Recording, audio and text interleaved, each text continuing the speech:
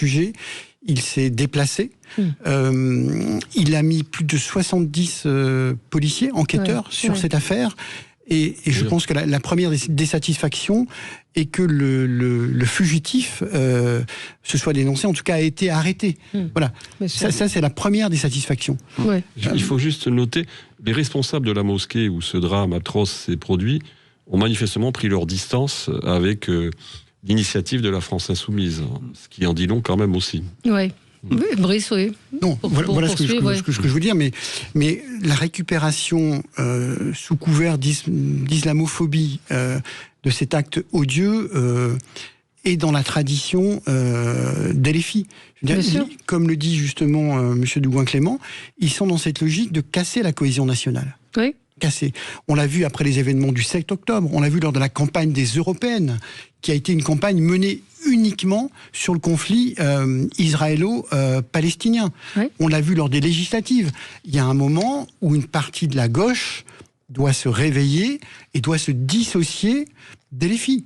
C'est un des enjeux du congrès du Parti socialiste. Hier, Boris Vallaud était à cette manifestation. Absolument. Il y est resté malgré l'exfiltration de. Il y a vraiment une nécessité de Jérôme Gage pour une partie de la gauche de clarification vis-à-vis des filles. Mais est-ce qu'ils ont envie? Je me permets juste une incise. Vous savez, la gauche n'a pas voté. On parlait tout à l'heure de Bolem-Sansal, la proposition de résolution de Constance Le Grip devant la Commission des Affaires étrangères. C'est-à-dire, et que le Parti Socialiste s'est abstenu. Donc en effet, il y a une clarification qui engage, à mon avis, l'ensemble de la gauche aujourd'hui sur ces sujets-là. Il y a une forme de lâcheté du PS aujourd'hui.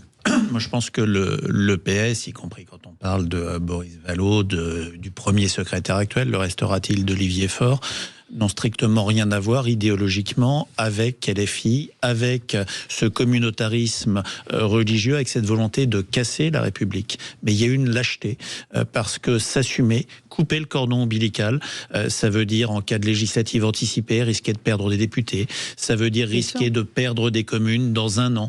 Et on est aujourd'hui sur un parti qui est devenu le supplétif d'un parti d'extrême gauche.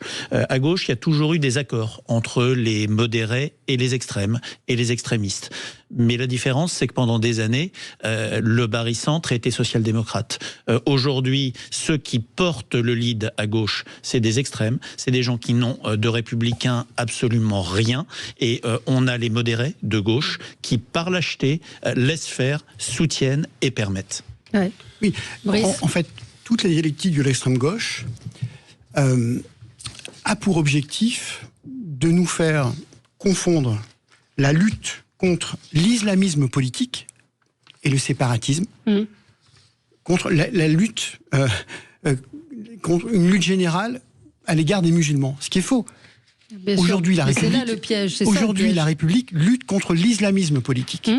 L'islam politique. L'islam politique que rejette une majorité de musulmans de France. Absolument. Mais c'est ça, là il faut bien le dire et le redire. C'est là le piège, c'est qu'on confond islam et musulmans et qu'il y a cette espèce Ils cherchent cette confusion-là. Absolument, c'est eux qui cherchent cette confusion. Et il faut nous continuer à clarifier ce sujet-là. C'est comme l'emploi du mot islamophobie. On sait d'où il vient ce mot. Inventé par les frères musulmans. En Iran. Voilà. Donc pour justement créer cette confusion et faire une forme d'amalgame entre les deux. Non, mais ça veut dire que la France Insoumise reprend la sémantique frériste. Mais c'est pas les seuls. Vous voyez que le Premier ministre hier emploie ce terme aussi, mais malheureusement. Sachant qu'il y a un sondage qui est sorti hier, vous l'avez vu, plus de 85% des Français de droite et de gauche sont contre les frères musulmans. Oui, bien sûr. Oui, c'était clair. Mais sauf que ce qu'explique assez bien Florence Bergeau-Blaclair, c'est que ça ne veut rien. Enfin, les frères musulmans ont été interdits en Jordanie, mais c'est une hydre. C'est là où